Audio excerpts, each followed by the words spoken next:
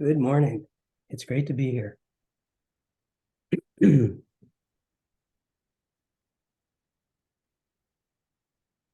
So, hi to everyone in the Zendo at MZMC. Hi to everyone who is on Zoom.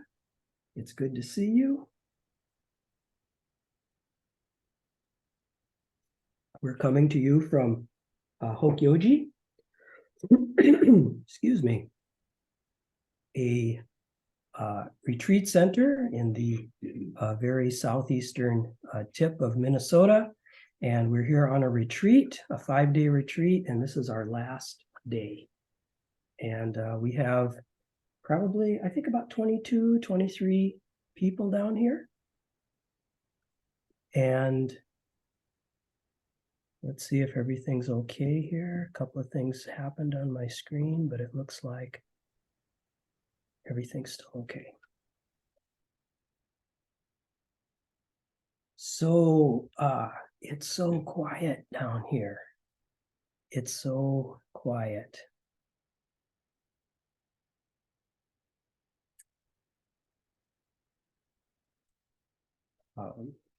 Okay, please hold questions until later. It's so quiet here. I was sitting outside behind the dining hall where a lot of us spend time when we have our little breaks, really early, drinking coffee before anyone else was up, I think, except of course the Tenzo, who gets up very early. And all I could hear were the insects. So it's not completely true that it's quiet here because there are always insects. Let's not do any more chat until the end of until the talk's over. Okay, that's a little distracting. So it's so quiet here. Not really, because we have the insects all the time. And we have the whippoorwills and various other creatures. But what I mean really is that we don't really have many sounds of civilization. In the daytime, you might hear the clang of the pots and pans in the kitchen, or you might hear the han, or you might hear a meditation bell, little sounds like that. But mostly it's just the sounds of nature.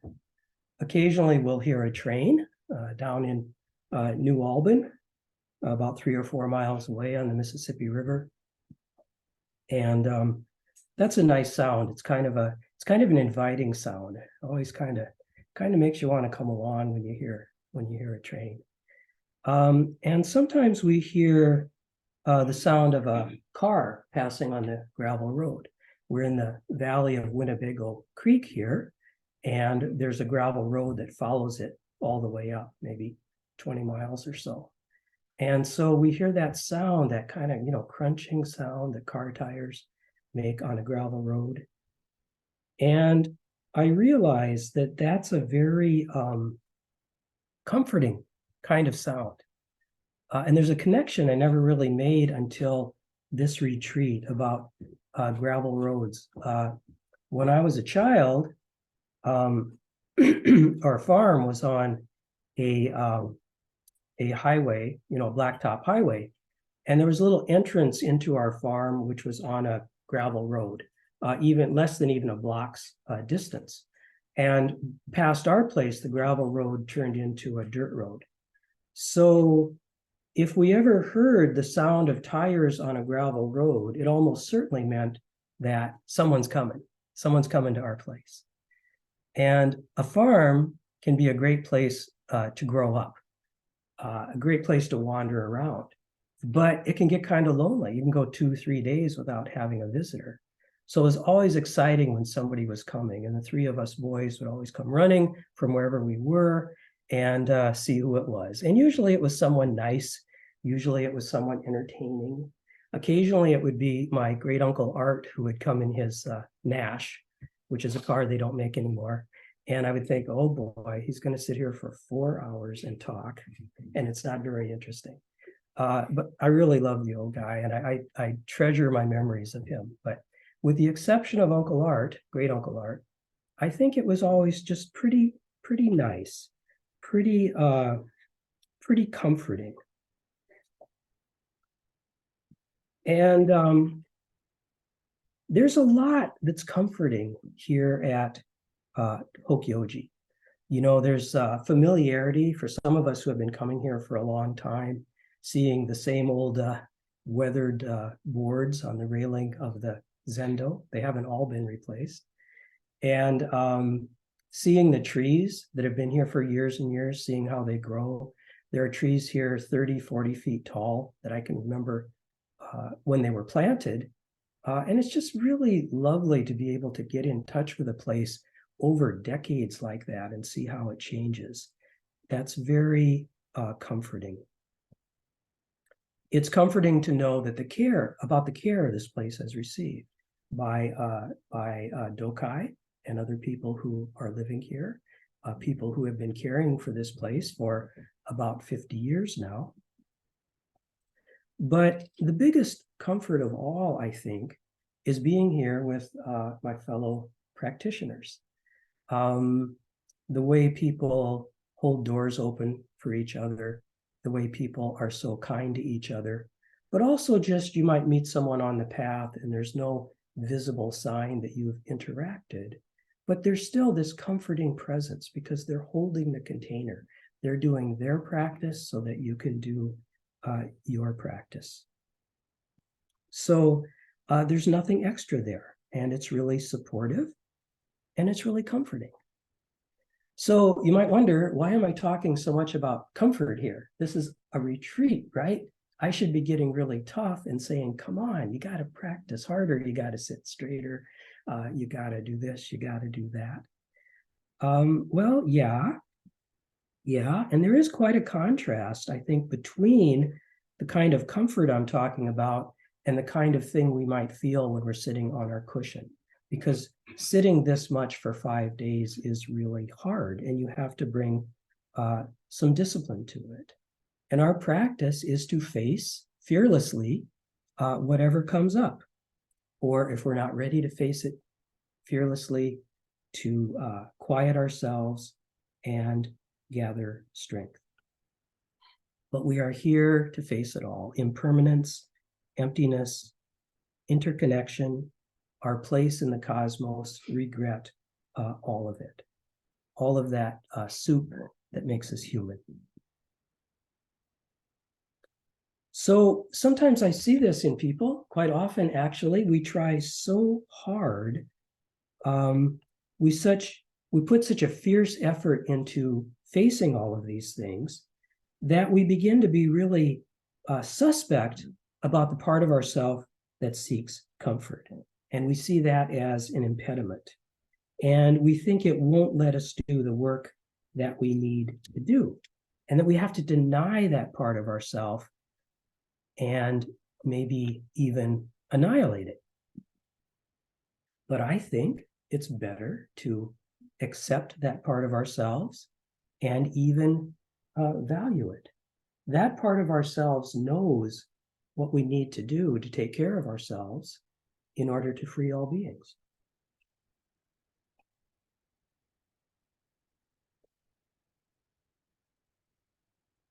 We may be connected with all things. We may not really exist as individuals, but at the same time, we do exist as individuals, and we have these bodies, and that's how things work. The universe expresses itself in individuality, and that's how it should be. And our job is not to deny the individuality of this being, but to allow the universal to express itself through this being. So we honor all parts of the being and we work with them. And on retreat, we see what comforts us and we see our need for comfort. Sometimes that can be kind of stark. We see how insistent we are about need, how much we are governed by it. But we don't reject that part of ourself that seeks comfort. We do see how it can be an impediment to our practice, and we keep it in its place. We don't let it run amok. That's all. We ask it to step back because we're concentrating on the universal right now. But we know it's there. We can smile at it when it shows up. And we can accept our humanity. Because we're never going to escape our humanity. The idea that something will happen to us, we'll have an experience, and in an instant our life will change forever and we'll never have needs again, is just wrong. That needful part of the self, maybe, it could go away completely for a while. It's been known to happen, completely disappear. But it always comes back. It always comes back. No one is free of that small, needful self. And they wouldn't want to be. So you may change and you may have a new relationship with your needful self, but it's not going to go away. So what you want is the universe working through this body and mind, this imperfect body and mind. You can't avoid your imperfection either. You can't avoid your place in the universe. As one person said to me during this retreat, I can't avoid hurting people and I can't avoid being hurt by people. That's kind of a painful realization, but it's true. We can't avoid our place in the interconnected web of life. So practice is not about achieving perfection. It's about accepting and working with our imperfection. But you can accept this reality, the fact that you can't avoid hurting people and you can't avoid being hurt by people, and still do your very, very best not to hurt people and not to be hurt by people. You've just eliminated the extra, which is the denial of the reality of your place in the universe. And that works on the cushion as well. You can accept fully with love and forgiveness that you're a needful person and still do your very best not to let that neediness run the show or run amok. You can keep it in its place and you can welcome it and you can love it. And I feel like we need to hear this. I keep returning to themes like this again and again.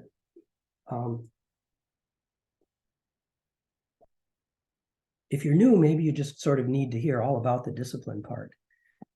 But if you've been at this for a while, you may be pretty good at seeing the mindful self, the needful self, seeing the needful self and admonishing it. But we can go too far.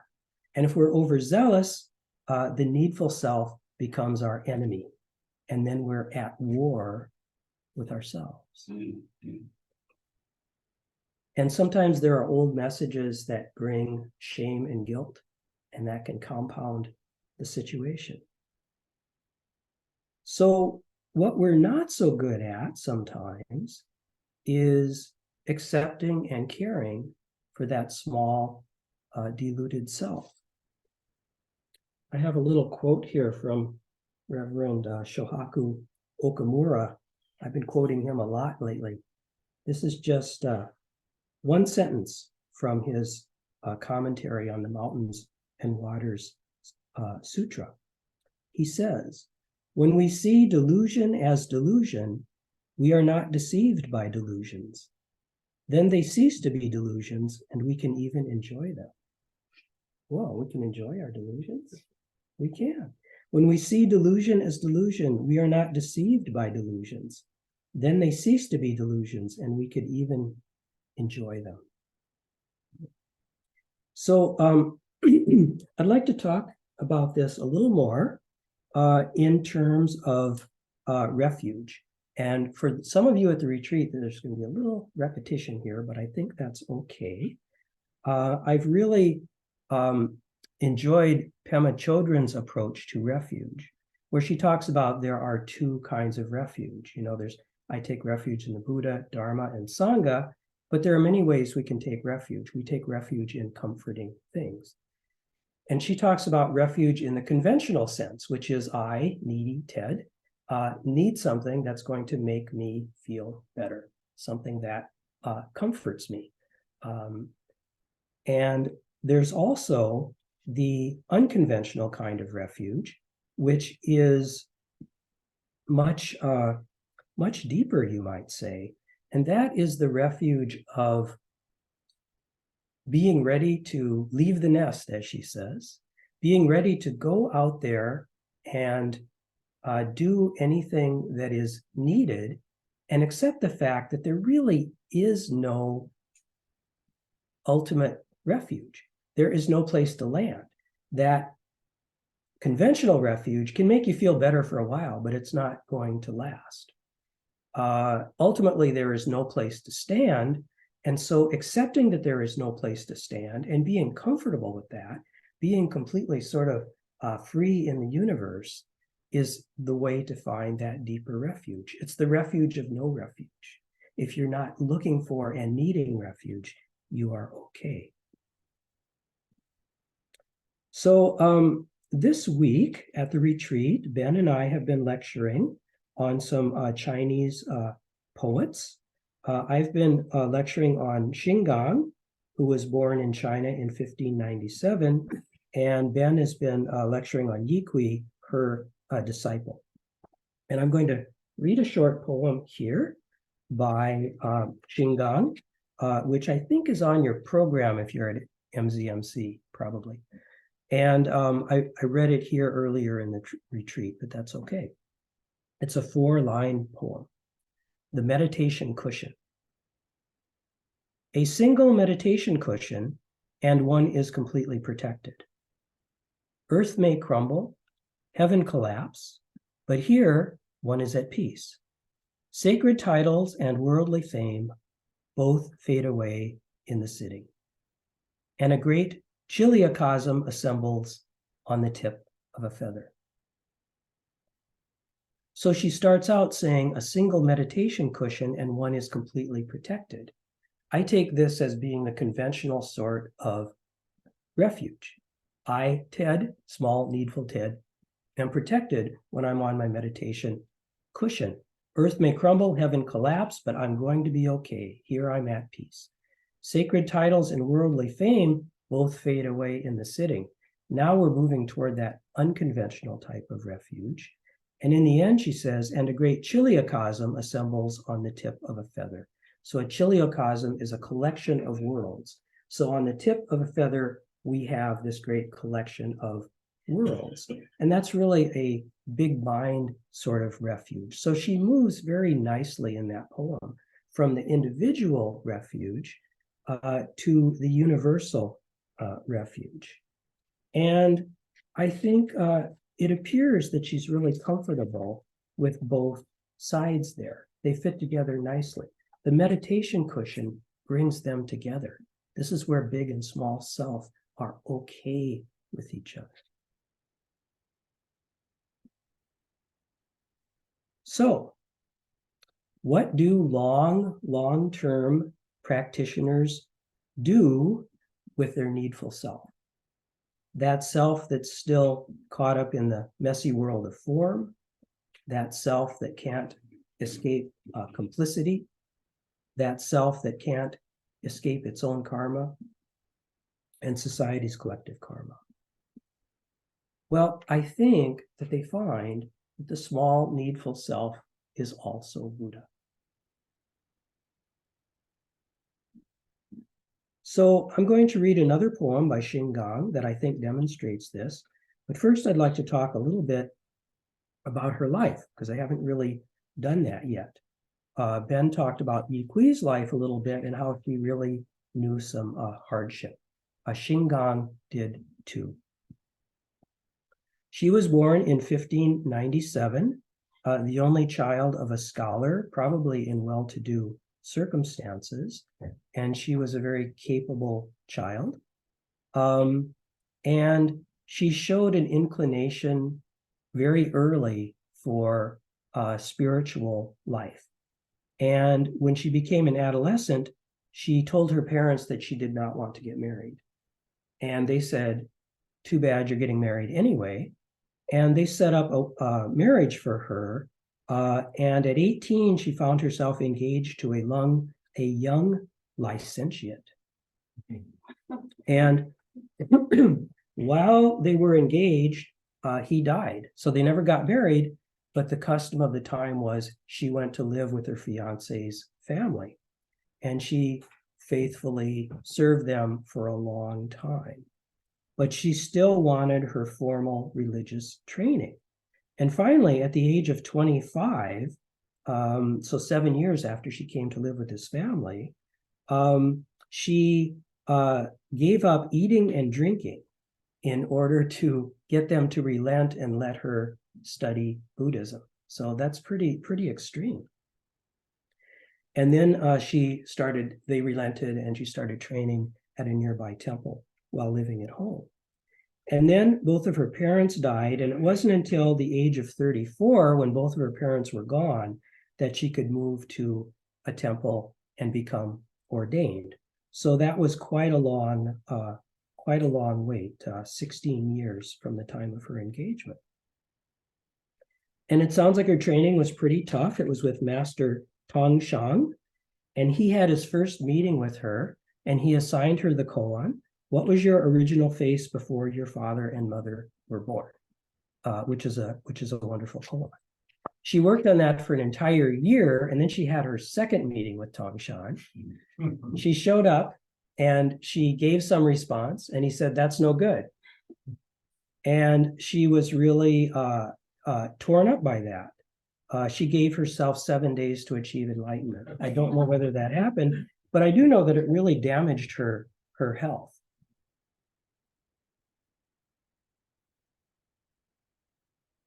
And excuse me. Subsequently, she entered into nearly a decade of solitary meditation, no small thing. And eventually she was invited to be abbess of Crouching Lion Convent. And some people doubted she could do it, but she proved to be a very eloquent person and a very capable person, charismatic. She had many, many followers. And she provided through her temple food and medical care and shelter to anyone who asked for it. And they actually added buildings to the temple complex so they could shelter more people. So she was strong, she was capable, she was really determined, and she knew the joys of Dharma, knew the joys of Sangha. Still, she had a hard life. There were all of those years where she was not able to do what she felt she should be doing. And so she must have carried around a lot of hurt and a lot of weariness, I would think. And she must have had her own needs. And what did she do with them?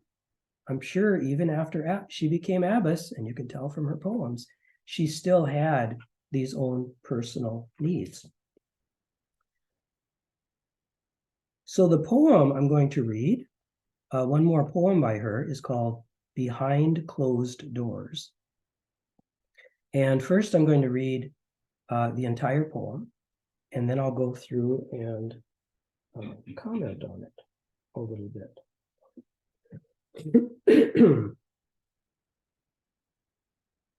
Behind Closed Doors. After teaching and preaching, running about for so many years, now I've shut my door and retired to the hidden forest spring. Having kicked open heaven and earth, I can now rest my feet.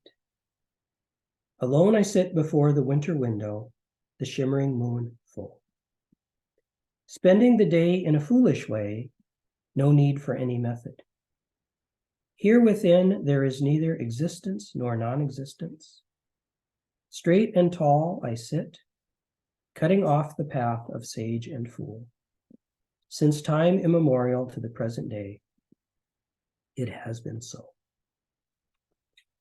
I'm just going to read it in its entirety again. You can hear a good poem several times, right?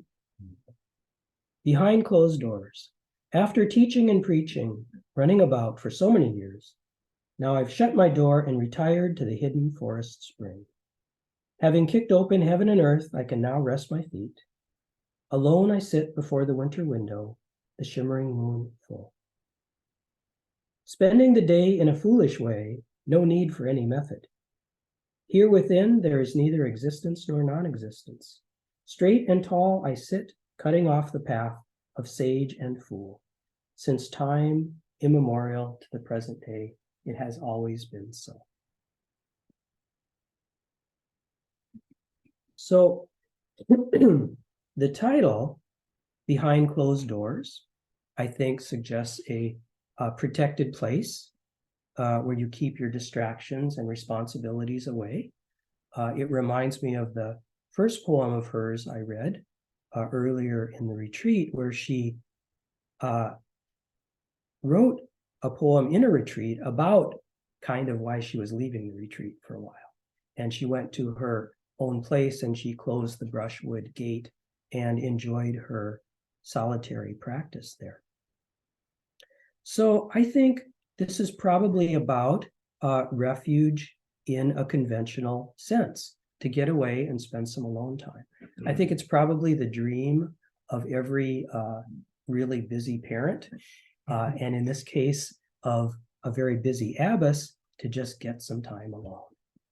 And she's doing that. So what does she say from this place of conventional refuge? She says, after teaching and preaching, running about for so many years. So yeah, teaching and preaching is great. It is a wonderful life. Hard to think of a better life, but still it can feel sometimes like running about. And I'm sure that she had the 17th century equivalent of email to answer all day, and they were piling up, and she had all of those meetings. She had to raise money for the temple, all of that stuff. So she's running about.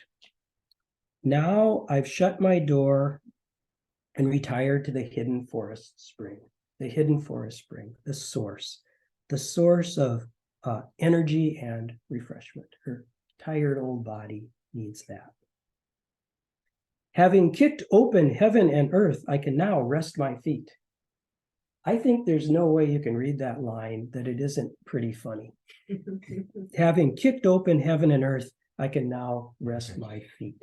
Because kicking open heaven and earth, that's like leaving the needful self behind, right? That's how you do that. You leave your desires behind, you kick open heaven and earth, you merge into the universe, you're gone. But this is like small self's perspective on that. It's like, I did it, okay? I went through those hardships. I did the 10 years of solitary sitting. I worked on that koan for a year only to get rejected. I solved the problem of life and death. I annihilated myself for a time. And now I'm back and I'm tired, okay? And yeah, you would think, maybe small self would stop complaining by this time, but there it is. And I think the way she presents this with some humor shows that she's comfortable with the whole situation.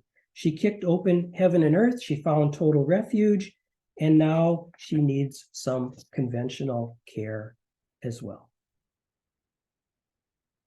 And then the first verse ends with, alone I sit before the winter window, the shimmering moon full. That is a nice sound, isn't it? Nice rhythm. Alone I sit before the winter window, the shimmering moon full. So you can just feel that she's finally gone to her retreat place. She's put up her feet, and you can just feel kind of this huge sigh. Oh, And the self can kind of melt away. That needful self can kind of melt away. We have winter, which is stark, no human emotions here. We have the shimmering moon, a symbol of enlightenment. So this is non-conventional refuge, complete peace because there's no desire. So we started out with conventional refuge and merged into the non-conventional kind of refuge. So we're at peace, and I think things are in balance at the end of this first verse. So the second verse is going to be about, what does this balance look like? Spending the day in a foolish way, no need for any method. I really like that line. I think Beata Grant is a really good translator, because a lot of times the words do the thing they're talking about. Spending the day in a foolish way. That's kind of a foolish rhyme, right? It's playful. It's playful. And that's what balancing conventional and non-conventional, balancing the needful self and the non-needful self tends to look like. It tends to look playful. It's kind of like a marriage where there might be an argument, but the argument dissolves into teasing and laughter. That's how this works. So she's a little self-deprecating. She says she's foolish. In an earlier poem, she said she was lazy. It's fun. She's having a little fun here. No need for any method. That kind of relates to something I talked about with her first poem. She's so confident in her mastery of heaven and earth that she can go beyond method, is the way Beata Grant puts it.